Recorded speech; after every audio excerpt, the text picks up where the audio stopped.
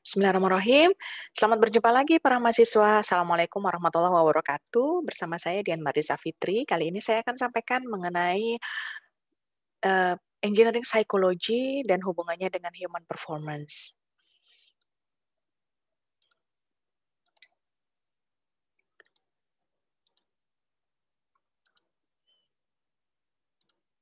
Baik, saya akan mulai sesi kuliah kita hari ini.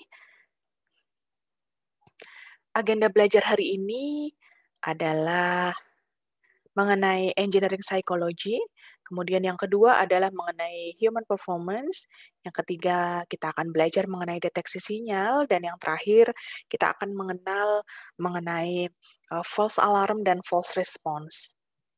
Capaian pembelajaran mata kuliah kita hari ini adalah mahasiswa diharapkan mampu menganalisis performansi kognitif manusia melalui pemahaman mengenai engineering psychology dan ergonomi kognitif. Teman-teman mahasiswa sekalian, saya akan masuk pada bagian pertama kuliah kita hari ini, yaitu Engineering Psychology. Berdasarkan literatur, Engineering Psychology itu akan berfokus pada human factors from the neck up. Jadi memang terlihat sekali bahwa fokusnya adalah pada kinerja yang ada di kepala kita ya. Kepala kita tuh isinya apa? Kepala kita tuh isinya otak ya. Seluruh indera kita ada di kepala gitu ya. Mulai dari penglihatan, pendengaran, penciuman, pengecap, bahkan perasa itu ada dari leher sampai ke atas. Kemudian bagaimana tubuh kita bekerja, organ-organ kita bekerja, itu tentunya di dalam kendali pusat syaraf kita, yaitu otak. Nah, engineering psychology ini berfokus pada kerja kognitif ya. Tentunya terintegrasi dengan fungsi-fungsi yang lain di dalam tubuh kita. Nah, teman-teman sekalian, ada perbedaan antara engineering psychology dengan cognitive ergonomics. Kita lihat dua perbedaan ini ya, antara yang warna pink dengan yang warna hijau. Kita lihat bahwa engineering psychology ini concern-nya adalah pada teori mengenai otak, mengenai perilaku, kemudian dan kognisi, yang ketiga-tiganya itu dapat diterapkan di dalam tempat kerja.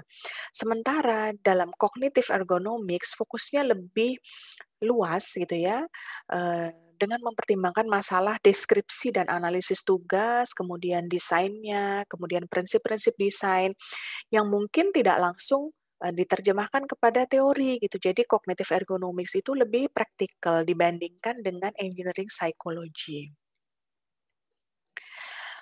Nah, setelah kita mengenal apa perbedaan dari engineering psychology dan cognitive ergonomics, kita masuk kepada agenda belajar yang kedua, yaitu human performance.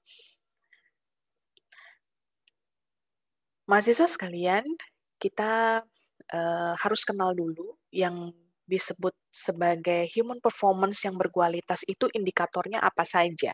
Ya, di sini ada 3 yang akan saya sampaikan. Yang pertama adalah tentang speed. Tentunya untuk human performance, the faster, the better. Gitu ya, lebih cepat, lebih baik. Yang kedua, mengenai akurasi.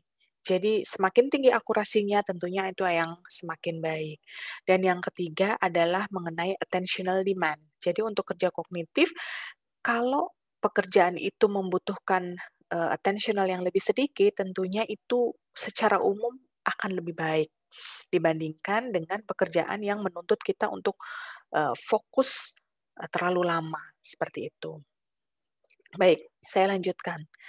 Kita akan mengenal bagaimana model dari human information processing. Ya, saya akan sampaikan bagaimana tahap-tahap manusia itu mengolah informasi berdasarkan model Wickens dan teman-temannya pada tahun 2012.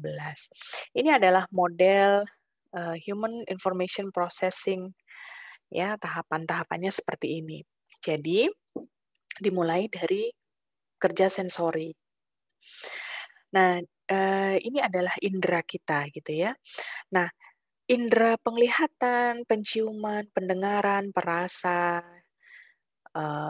penglihatan itu menangkap stimulasi-stimulasi dari lingkungan ya, baik berupa peristiwa, berupa keadaan statisnya gitu ya. Jadi peristiwa dari lingkungan itu memang pertama kali diproses oleh indera kita dan dapat dimasukkan secara singkat di penyimpanan sensorik jangka pendek atau short term sensory store atau STSS dalam waktu yang tidak lebih dari 1 detik. Jadi kita memang tidak menyadari proses ini ya, karena waktunya cepat sekali. Nah, dari sensori ini, itu tentunya akan membentuk sebuah persepsi. Oke, jadi tahapannya seperti itu. Tahap kedua adalah membentuk persepsi. Persepsi adalah penentuan makna dari sebuah sinyal atau peristiwa sensorik. Nah, makna tersebut itu kita bentuk, kita pahami, itu juga berdasarkan pengalaman masa lalu. Jadi kalau kita sudah pernah mengalami kejadian-kejadian, nah itu kita kumpulkan di dalam memori kita dan itulah yang nantinya akan membentuk persepsi kita ketika kita melihat atau mendengar atau merasa atau meraba atau mencium sesuatu ya yang berasal dari lingkungan kita. Nah, jadi seperti itu persepsi itu. Nah, kemudian dari pengalaman masa lalu itu tentunya disimpan di dalam ingatan jangka panjang kita ya, atau long term memory. Tetapi memang tidak semua ingatan itu masuk ke dalam long term memory. Kadang-kadang, kita bisa memilih kejadian apa yang akan kita ingat, atau kejadian apa yang akan kita lupakan, gitu ya. Jadi pengalaman masa lalu itu disimpan di dalam ingatan jangka panjang kita, ya, apa yang diingat fakta, gambaran, dan pemahaman bagaimana dunia ini bekerja. Nah, seperti itu. Baik, selanjutnya, jadi kita punya modal gitu ya, punya modal long term memory, tetapi in time ketika kita, menerima stimulasi dari lingkungan, kita, otak kita juga bekerja gitu ya untuk mencerna. Nah, di sini ada proses kognitif yang in time gitu. Jadi pada saat itu, terjadinya pada saat itu, yaitu working memory cognition. Nah, memori kerja ini tidak hanya untuk menyimpan informasi, tetapi juga bagaimana kita memikirkannya. Nah, berpikir itu, eee, termasuk di dalam bagaimana kita akan mengingat ya informasi-informasi yang sedang kita terima. Nah, itulah yang disebut sebagai proses kognisi. Baik, saya lanjutkan. Jadi, kita punya persepsi, kita punya tabungan long term memory, kemudian otak kita saat itu bekerja ketika kita menerima simulasi. Nah, semua itu dari ketiga tadi, itu akan menimbulkan, adanya pilihan untuk diri kita ya, pilihan responsnya seperti apa, itu. Jadi, eee berdasarkan 3 tadi ya, kita bisa memilih kita punya banyak pilihan respons. Nah, apa yang kita pilih itu berarti yang akan kita eksekusi ya. Jadi contohnya misalnya, kita lihat di layar HP kita ada panggilan telepon masuk ya. Panggilan telepon masuk itu ditangkap oleh mata kita atau ketika, mata kita tidak melihat karena, handphone kita ada di kantong gitu ya misalnya, maka kita merasakan getarannya. Jadi indera perasa dan pendengaran terlihat ya, jadi boleh dari indera manapun. Nah, stimulasi itu menimbulkan persepsi ya. Nah, jadi persepsi, "Oh ada panggilan masuk, saya harus angkat atau bagaimana?" Setelah kita lihat ternyata nama yang muncul adalah, yang orang menelpon itu kan muncul ya. Nah, misalnya si A gitu ya. Nah, kita punya long term memory tentang si A ini. Apabila kita pernah tersakiti oleh A atau biasanya dia menelpon hanya untuk, mengganggu gitu ya. Tentu kita juga saat itu berpikir ya, bahwa kok tumben banget si A ini nelpon, kalau dia nelpon ada apa-apa nih, jangan-jangan gitu ya. Nah, itu tuh long term memory dan working memory sedang bekerja bersama gitu ya, ditambah dengan tadi persepsi tadi, sehingga muncul responnya.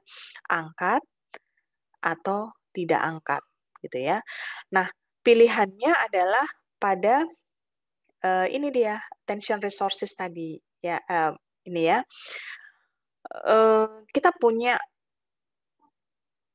ini apa, kita sedang, eee, sebetulnya ini sangat subjektif gitu ya, kita bisa menerima panggilan itu atau tidak menerima panggilan itu, tergantung pada kondisi saat itu, gitu ya. Nah, apabila ternyata kita memutuskan untuk tidak menerima panggilan itu, maka kita sudah melakukan eksekusi, gitu ya. Nah, nanti feedback-nya seperti apa? Feedback-nya bisa saja dia mengirim pesan, bertanya, "Kenapa sih nggak diangkat?" Dan lain-lain. Jadi feedback ini bentuknya bisa bermacam-macam. Nah, jadi, seperti itu bagaimana tahapan manusia itu menerima, informasi dari lingkungannya, kemudian bagaimana dia diproses di dalam otak sampai dengan eksekusinya. Nah, itu adalah penjelasan dari model ini, mudah-mudahan cukup jelas. Nah, saya lanjutkan dengan contoh ya. Misalnya kita sedang, berada di jalan gitu ya, kita mengendarai motor gitu. Lagi jalan lurus, sepi gini ya, tiba-tiba kita melihat lampu merah menyala gitu. Nah, kira-kira bagaimana proses kognitif saat pengendara motor atau kita sebagai pengendara motor melihat lampu merah, gitu ya, dihubungkan dengan model yang tadi ya. Tentunya pilihan responsnya bisa kita berhenti karena kita patuh kalau lampu merah artinya berhenti, atau justru kita lanjut gitu ya. Nah itu, prosesnya tentu melalui ini yang dari pertama sensory processing-nya kita melihat lampu merah. Persepsinya lampu merah itu artinya berhenti, ya. Persepsi ini dibentuk dari long term memory juga, bahwa dari kecil kita diajarin bahwa kalau ada lampu lalu lintas merah menyala, artinya kita harus berhenti. Lalu working memory kita bekerja juga, lihat situasi, tapi ini kan kalau keadaannya kosong gitu, nggak ada orang dan lain-lain. Maka muncul seleksi responsnya bisa berhenti atau bisa tidak berhenti. Nah, masalah selanjutnya adalah ketika kita lanjut, lurus atau berhenti, maka itu sudah kita eksekusi. Ternyata kalau akhirnya kita lurus terus, gitu ya, ternyata di depan ada kendaraan, yang menghalangi gitu ya, lalu terjadilah tabrakan. Nah, kejadian ikutan itu merupakan sistem environment feedback atau misalnya di sini ternyata ada alarm yang bunyi ya untuk memperingatkan orang yang melanggar lampu lalu lintas. Nah, itu feedback untuk kita. Nanti bagaimana kita mengartikan feedback dari lingkungan itu mengalami, proses yang sama lagi seperti itu. Nah, mudah-mudahan dengan contoh ini teman-teman, cukup jelas ya. Saya bisa lanjutkan ke slide berikutnya mengenai deteksi sinyal.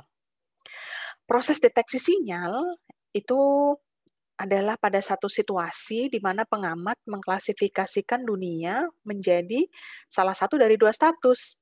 Ya, statusnya adalah sinyalnya ada atau tidak ada. Nah, seperti itu. Jadi kalau kita bisa rangkum itu stepnya ada tiga. Ya, pertama sinyal. Sinyal tuh masuk gitu ya. Kemudian kita akan lakukan deteksi dan klasifikasi. Jadi yang bekerja itu otak kita. Kemudian, yang terakhir adalah hasilnya adalah kita menangkap ada sinyal atau tidak ada sinyal, nah, seperti itu. Nah, ini kadangkala proses deteksi sinyal ini tidak kita sadari gitu ya, karena berlangsungnya secara otomatis di otak kita. Nah, kita akan, pelajari mengenai teori deteksi sinyal. Teori deteksi sinyal atau Signal Detection Theory, SDT, ini dapat diterapkan di dalam situasi apapun, di mana terdapat dua keadaan dunia yang berbeda, yaitu apakah ini merupakan sinyal atau derau. Derau itu noise, ya, yang mudah didapat, yang tidak dapat dengan mudah dibedakan, gitu. Kadang-kadang sinyal dan noise itu memang hampir sama gitu ya. Kita kadang-kadang mengira itu sinyal, ternyata dia derau. Atau kita menganggap dia derau, ternyata itu adalah sinyal gitu. Nah, seperti itu kondisinya. Nah, dari kondisi itu yang penting bahwa, teori deteksi sinyal ini dapat diterapkan pada analisis kinerja deteksi oleh operator yang manusia saja, oleh mesin atau detektor otomatis atau keduanya, yaitu manusia dan mesin. Nah, seperti itu. Jadi yang mendeteksi sinyal itu bisa manusia, bisa mesin gitu. Proses deteksi sinyal itu nanti akan menghadirkan dua kategori respons ya, yaitu iya ada sinyal atau tidak, artinya sinyalnya tidak ada. Gitu. Nah, situasi ini ternyata bisa mendasari banyak tugas atau banyak pekerjaan gitu ya, kita akan lihat. Berikutnya kita akan belajar mengenai the four outcomes of signal detection theory. Jadi outcome-nya ada 4 nih, ya. Ini bisa dijelaskan dengan matriks ini, yaitu antara matriks state of the world dengan response. State of the world ini ada 2, yaitu sinyal dan noises, the raw tadi. Ya. Sementara responsnya adalah yes atau no. Seperti itu. Kalau ternyata sinyalnya ada dan respon kita adalah yes, maka kita tepat. Ya. Tetapi jika ternyata itu yang kita terima adalah noise dan kita eksekusi tindakan kita, respon kita, maka yang kita terima itu adalah false alarm. Nah, seperti itu. Ini tentunya tidak kita harapkan. Lalu kondisi yang berikutnya. Kalau ternyata yang kita terima itu adalah sinyal, tetapi kita tidak meresponnya, ya alias no, maka kita akan missing terhadap tugas itu. Ya. Sebaliknya, kalau yang kita terima ternyata noise, derau, dan kita tidak merespon, berarti kita melakukan correct rejection. Ini kita harapkan, miss dan false alarm ini adalah sebuah kesalahan. Nah, human error itu terjadi ketika kita merespon atau menerima false alarm dan missing sesuatu. Nah, itu penjelasan bagaimana human error itu bisa terjadi. Nah, false alarm dan misautomation error of diagnostic system itu bisa dijelaskan dengan model ini, gitu ya. Jadi ini kita nih ya, yang ada di otak kita nih. Oke, human perception and assessment, gitu ya. Nah, ketika kita misalnya kita menerima raw data berupa data visual, yaitu mengenai level bahaya, ya, jadi berupa sinyal bahaya, ya. Ketika raw data ini kita terima dengan indera kita, maka kita melakukan persepsi, membentuk persepsi dan melakukan assessment terhadap situasi, seperti itu. Nah, selain kita membentuk persepsi dan melakukan assessment terhadap situasi, nah kita itu juga memiliki potensi imperfect automated diagnosis, gitu ya. Ini tadi ya, kalau kita diagnosisnya yes and no, nih ya, kita punya 2 alternatif nih tentang diagnosisnya itu benar atau salah gitu ya. Kalau sinyal bahayanya itu memang betul sebagai sinyal bahaya, lalu diagnosis kita benar bahwa itu adalah bahaya, maka kita benar di sini diagnosisnya. Ya, demikian juga kalau ada sinyal yang kita terima ternyata itu noises dan kita tidak meresponnya, berarti itu adalah correct rejection. Oke, seperti itu. Berarti nanti ini akan mempengaruhi decision kita ya, keputusan kita seperti apa. Nah, sebaliknya kalau misalnya itu adalah sinyal betulan, tapi kita diagnosisnya salah, kita tidak menganggap bahwa itu adalah tanda bahaya, maka kita akan miss. Kita akan berada di dalam kondisi bahaya tersebut. Atau kalau ternyata itu bukan tanda bahaya, tapi kita merespon itu sebagai tanda bahaya, maka false alert, false alarm tadi. Nah, persepsi dan bagaimana kita mencerna atau mendiagnosis bahaya tadi ya melalui data tadi yang kita terima itu akan mempengaruhi decision kita. Nah, sekali lagi decision ini juga bisa kita breakdown lagi, bisa kita analisis dengan menggunakan matriks yang sama gitu ya. Tentunya kita tidak mengharapkan yang ini dan yang ini, yang false alarm dan yang missing tadi. Nah, seperti itu. Jadi ini penjelasan, mengenai false alarm dan miss automation errors pada sebuah, diagnosis system, seperti itu. Nah, sekarang tentunya teman-teman sekalian pernah mempunyai pengalaman menerima false alarm dan melakukan respon yang salah gitu ya. Nanti kita sharing ya di kelas ya. Nah, diskusi kita akan dilanjutkan di kelas dan materi kita sampai di sini dulu. Mudah-mudahan ini bermanfaat dan bisa membantu teman-teman sekalian untuk belajar. Saya mohon maaf jika ada kekurangan dan sampai jumpa di sesi perkuliahan berikutnya. Assalamualaikum warahmatullahi wabarakatuh.